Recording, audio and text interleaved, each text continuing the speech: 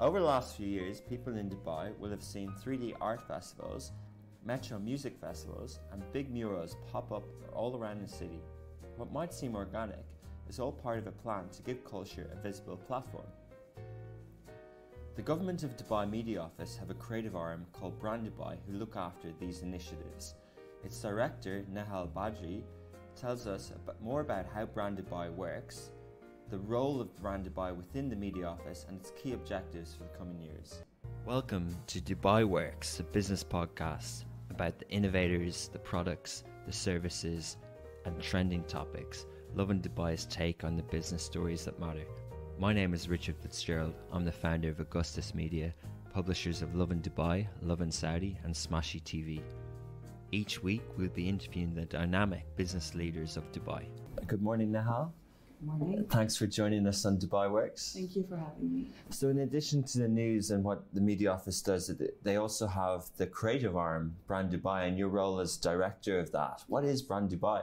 Okay, so Brand Dubai is the creative arm of the Government of Dubai Media Office. Saying that, we are the entity that tells the story of Dubai from a very unique angle. So we drive the culture, the identity of Dubai through different initiatives that have to do with art, with culture, and also through innovative communications means as well.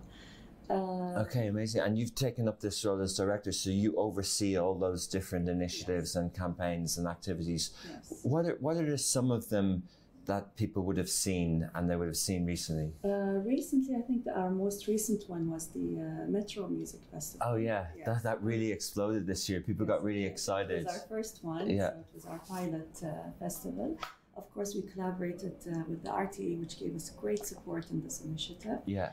And what was the inspiration for that? How did you come up with that idea? So we usually think of unique concepts, like niche, unique concepts. And this, like the Metro Music Festival, was a very unique thing. So highlighting such a great infrastructure in Dubai, such a great facility that's given in Dubai, as well as doing it creatively. Yeah. Like also involving the community with it, the people who use the Metro itself. Yeah, because you had very talented musicians and there was always different types of music and people kind of on their way to work and on their commute, yes. They were able to see these performers. Yes, we actually teamed up with a great agency and we made sure to tell them to include a diversified number of musicians from different nationalities and different types of music. Yeah. So we had Russians, Indians, Filipino, like the same target audience that lives in the city, that's in the city and that takes the Metro as well. Ah, interesting. So, and it's not your typical music. It's not your typical Russian or Indian or Filipino music. They all had an innovative way of playing their music, which made it even more interesting and gave it the festive element as well. Okay, so that's a cultural element. I like how it's connected such a, amazing piece of infrastructure, architectural wonder really that Dubai Metro is. And similarly, people will have been familiar with the 3D art festival. Yes. That's taken place for a number of years now. Yes, What's the 5 years now. The inspiration behind it was His Highness Sheikh Mohammed's opening statement to us in Brand Dubai. I want to transform Dubai into an open museum. Wow. So we came up with this idea, like it's not just murals, it's a 3D art festival. So we collaborated with different entities in Dubai, both government and private, yeah. to bring in international world artists to bring certain areas in Dubai to life yeah. through 3D art. And we never, of course, forget the support we give to even local artists who you don't have large muralists here. It's not a known concept. So shadowing those international artists also gave them the experience that they needed to explore different kind of art. So there's the 3D art that we see, and then the murals of the leaders as well. Yes, the murals is a different project. Different project. Hatta, maybe that's the one you're speaking. Yeah.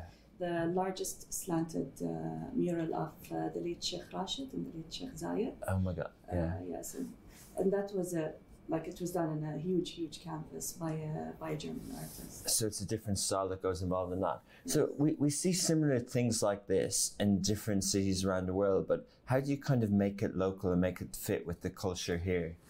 We always do our research, of course. Like we see the cultural concepts that would engage the community as well. Like a great example of that is the Jumeirah project. I don't know if you've seen it. No. Murals all over Jumeirah Road. Yeah. So what we did is the Jumeirah Road, it's at the heart of the city. Yeah. And, a lot of people go to it, be it residents, tourists, even people who live there.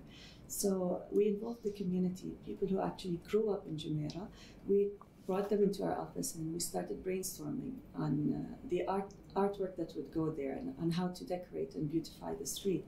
So the drawings that you would see, the murals that you would see, are actually memories of people who grew up there. Very nice. So that's how we incorporate the culture. They're very cultural, some of them are mix of cultural and modern. So you'd see like the generations growing up in that area. So we see these festivals and these big, cultural exhibitions around the city. Yeah. How do you feel that, because I have a view on this. I think that's almost leaving an imprint, and it's almost inspiring people who live here to be more creative with their business and in their homes and things like that. Do you see that impact? Is that the legacy of these festivals? Yes, it is the impact. Of course, our inspiration is always, as Heinz Sheikh Mohammed's vision. So the minute he said, let's transform Dubai into an open museum, it opened up a lot of doors. So it involves the community. We start challenging ourselves in a creative way. So, and moving away from the conventional mindset as well.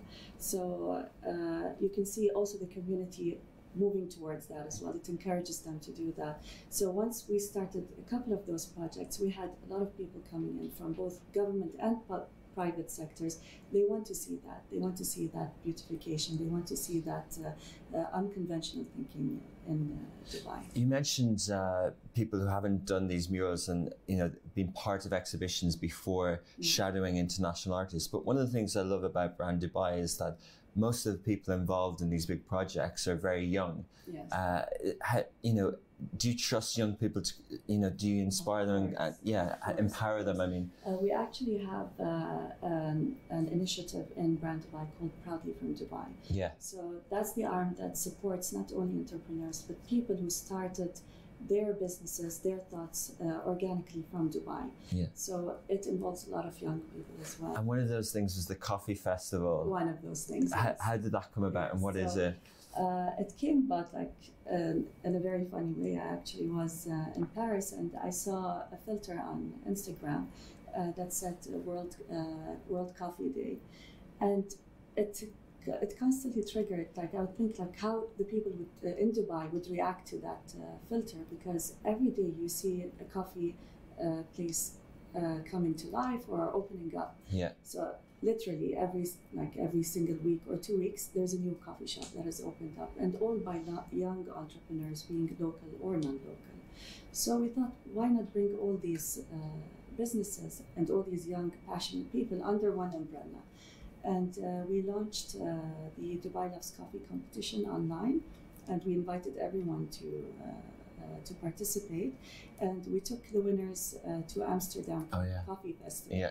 So anyway, we're supporting the entrepreneurs, and we're also taking them to represent our culture abroad. Yeah. So we didn't just have a stand. We had a stand where we designed it. We got an artwork as a backdrop from an Emirati artist, and the artwork depicted a lady wearing a burqa and abaya and a jalabi, and there were coffee cups around her. Ah, nice. So people in Amsterdam were curious. Okay. They wanted to ask, what is Dubai?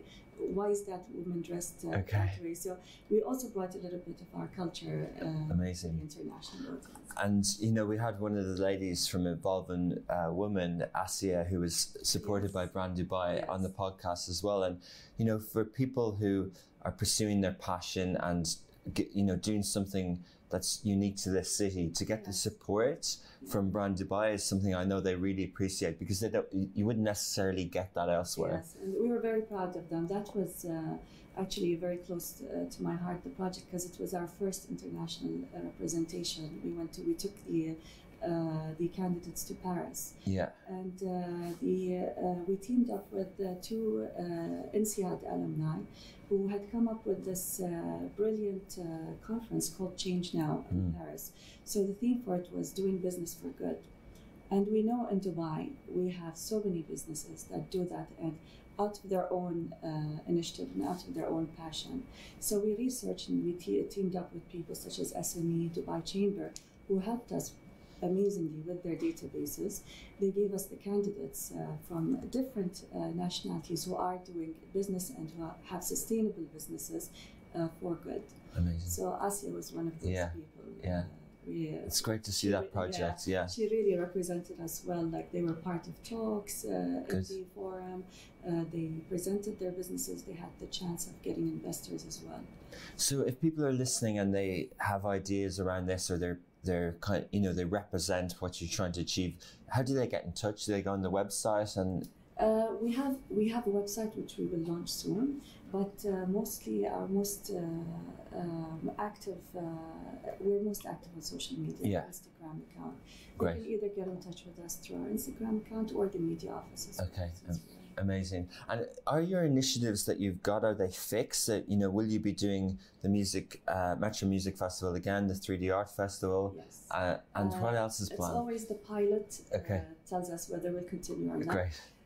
The music festival was a big success, both locally and in the international media as well. It picked it up because of the unique concept. Yeah. And since we teamed up with RTA were very happy as well. So they wanted to have another edition of it. So yes, definitely there will be another music festival. And the 3D Art Festival is there for good. Okay. Because it's brought a lot of traffic and positive energy to every place that it goes to. Great. Yeah, looking forward to seeing them again. I know the tourists and even people that live here love seeing them and taking photos. It always goes on Lovin Dubai and on Instagram.